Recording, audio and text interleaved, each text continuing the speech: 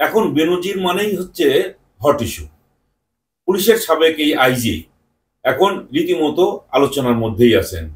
তিনি একাধারে নিজের কথা দিয়ে এবং পত্রপত্রিকায় যে সমস্ত রিপোর্ট ছাপা হয়েছে সেটা নিয়েও আলোচনায় আছেন। আর নতুন করে এর সঙ্গে যুক্ত হয়েছেন একেবারে তরুণ আইনজীবী এবং সংসদ সদস্য ব্যারিস্টার সুমন।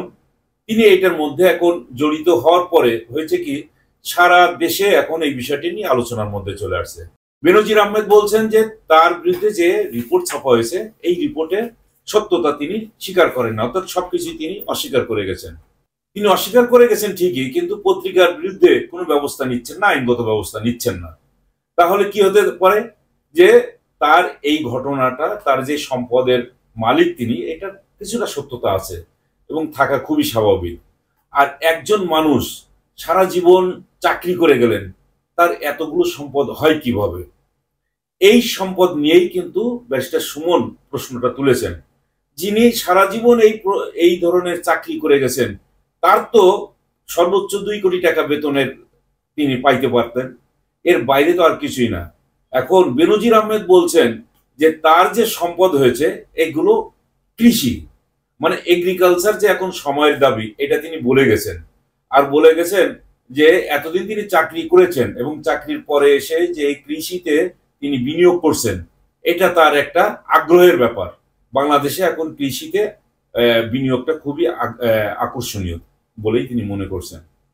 কিন্তু ঘটনা যদি আপনারা দেখেন, দুইটা জায়গায় তার, একটা হচ্ছে গোপালগঞ্জ আর একটা হচ্ছে গাজীপুর, দুইটাই কিন্তু কৃষি খাতেই কিন্তু ব্যবহৃত হচ্ছে না, দুইটাই রিসোর্ট হিসাবে ব্যবহৃত হচ্ছে।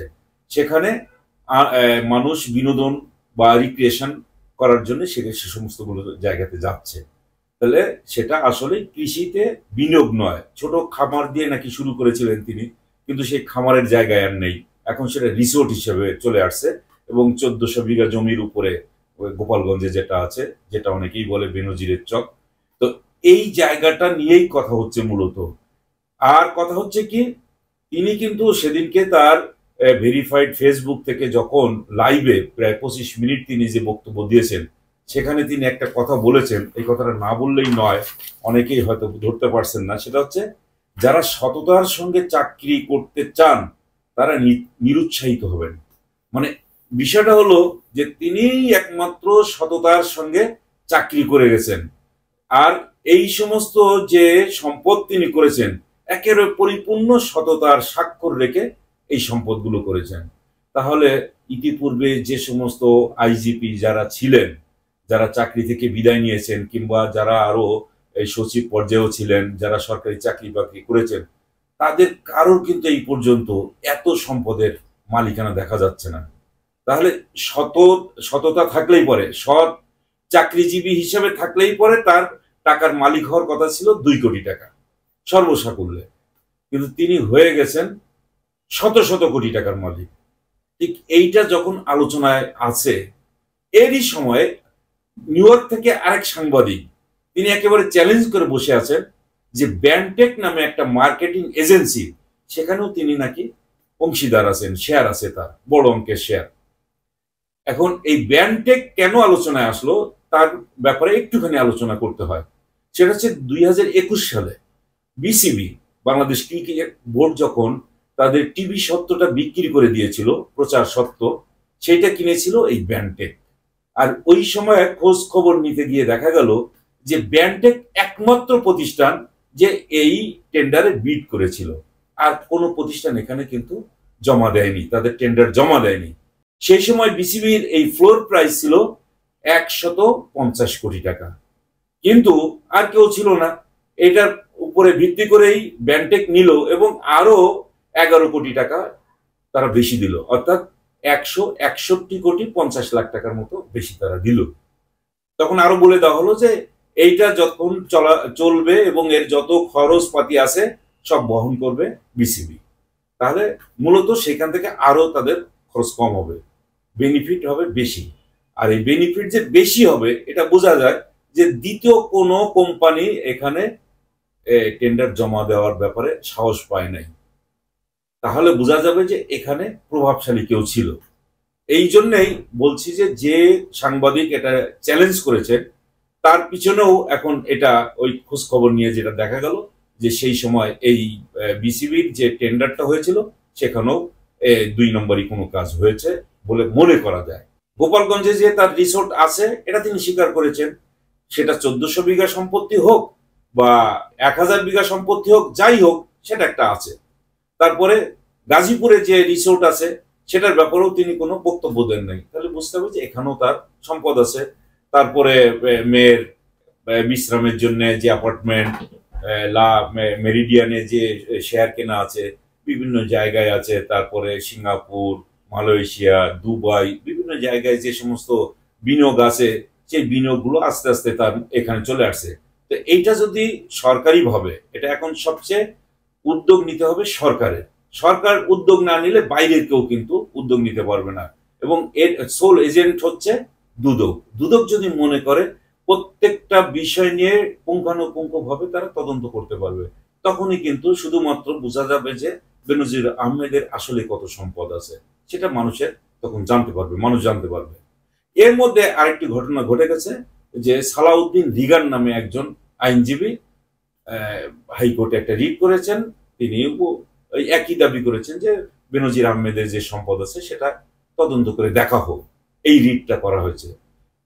এইটার ভাগ্যে কি ঘটবে না ঘটবে এটা কিন্তু আমরা বলতে পারি না। বলতে পারি না এই কারণে, হাইকোর্টের উপরেও কিন্তু মানুষের এখন এক ধরনের, হাইকোর্ট বলতে কি বিচার বিভাগের উপরে, শুধুমাত্র হাইকোর্ট বলা চলবে না, অ্যাপিলেট ডিভিশন, হাইকোর্ট ডিভিশন সব মিলাই বিচার বিভাগের উপরে মানুষের একটু আস্থাও কিন্তু নষ্ট হয়ে যাচ্ছে। কারণ এস আলম গ্রুপের বিরুদ্ধে এই ধরনের একটা তদন্তের ব্যাপার আসছিল হাইকোর্টে, রিট হয়েছিল এবং হাইকোর্ট থেকে তখন তদন্তের জন্য বলা হয়েছিল, নির্দেশ দেওয়া হয়েছিল দুদককে। পরে দেখা গেল অ্যাপিলেট ডিভিশনে যে সেটা আবার স্থগিত করে দেওয়া হলো। তাহলে এই ধরনের বড় কিছু ঘটনা ঘটলেই পরে বিচার বিভাগ অনেকটা এক ধরনের দায়িত্ব নিয়ে ফেলে। যেমন এস আলমের বিষয়টা কিন্তু দায়িত্ব নিয়ে ফেলেছে, তার এটা আর এখন তদন্ত করতে দিচ্ছে না। বেনজির আহমেদের কিন্তু সম্পদের যে আভাস পাওয়া যাচ্ছে, যে হিসাব কিতাব পাওয়া যাচ্ছে, সেটাও কিন্তু কম বড় নয়, বেশ বড় সড় হবে। আর যখন তিনি চাকরি করেছেন যে সমস্ত প্রতিষ্ঠানে, বিশেষ করে ডিএমপিতে, র্যাবের ডিজি, তারপরে আইজিপি, এই 3টা পদ বাংলাদেশের একেবারে সেরা পদ, লোভনীয় পদ। এইটাতে চাকরি করলেই পরে প্রধানমন্ত্রী বা সরকারে যারা থাকেন তাদের সঙ্গে একেবারে এমন ভাবে জড়িয়ে থাকেন, তাদের পাওয়ারের সাথে তার পাওয়ার একাকার হয়ে যায়। ফলে এই পাওয়ারকে শুধুমাত্র যে বেনজিরের পাওয়ার হিসেবে দেখা যাবে তা না, এই পাওয়ারের গায়ে আরো অনেক বড় পাওয়ার যুক্ত হয়ে অনেক বড় পাওয়ার হয়ে যায়। সেই সুপার পাওয়ার যখন হয়ে যায় তখন দায়িত্ব আর কে নিবে? হাইকোর্টকেই নিতে হবে, মানে সুপ্রিম কোর্টকেই নিতে হবে। তাই দেখা যাবে যে এই যে রিট হয়েছে সেই রিটের ভাগ্যে ঠিক এস আলম গ্রুপের ভাগ্যের মতো পরিণতি দেখা দিতে পারে। তাহলে দেখা যাবে যে মানে এক ধরনের আইনি কভার পেয়ে যাচ্ছে এই বেনজির আহমেদ। এখন কে আর সামনে এগুবে? এই ব্যারিস্টার সুমনও দেখা যাবে এক সময় দৌড়াতে দৌড়াতে ক্লান্ত হয়ে পড়বে, তখন আর কে এটা নিয়ে নড়াচড়া করবে? এখনো পর্যন্ত যতদূর আলোচনা আছে, এই সোশ্যাল মিডিয়া, মেইন স্ট্রিম জার্নালিজমের মধ্যে খুব কম দেখা যাচ্ছে। কেননা ওই যে কালের কণ্ঠ একটা রিপোর্ট ছাপা হলো, দ্বিতীয় কিস্তি ছাপা হলো, এরপরে আর 2-1টা পত্রিকায় ফলো আপ করছে, কিন্তু আর কোনো রিপোর্ট মেইন স্ট্রিম কোনো পত্র পত্রিকা বা চ্যানেলে আসে নাই। ফলে এইটা আর বেশি দূর এগুবে বলে মনে হয় না।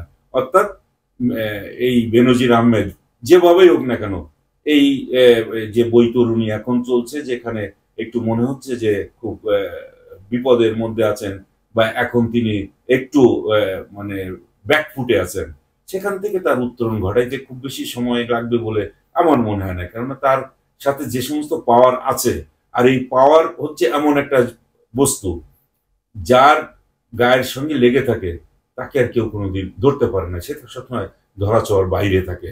বেনজির আহমেদও ঠিক ওই রকম ভাবে ধরাছোঁয়ার বাইরে চলে যাবেন, এটাই তো আমাদের দেখতে হবে।